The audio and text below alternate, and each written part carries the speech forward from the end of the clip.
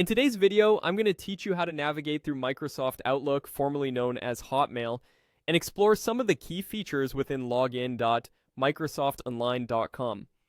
Let's dive right into it. First, you'll want to open your preferred web browser and head straight to Microsoft Outlook's homepage. This platform offers a free email and calendar service as part of Microsoft 365.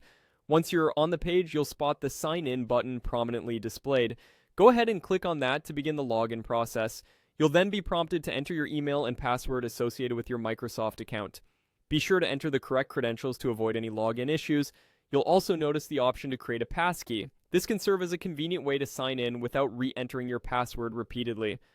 However, if you're not interested in this feature right now, you can simply skip it and move forward. Once logged in, find the gear icon located at the top right corner of your screen. This little tool is your gateway to personalizing your mailbox settings.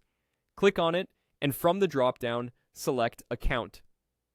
This section allows you to manage and customize various aspects of your account setup.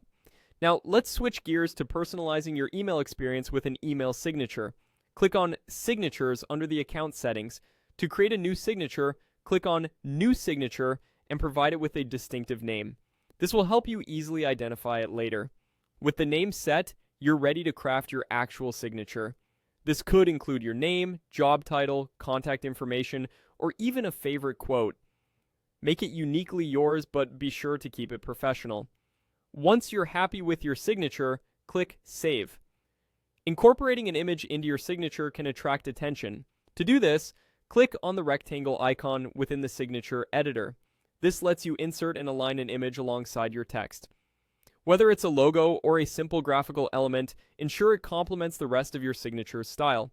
Don't forget to click Save once again to secure your edits. Finally, you can choose to make this new signature your default for new emails.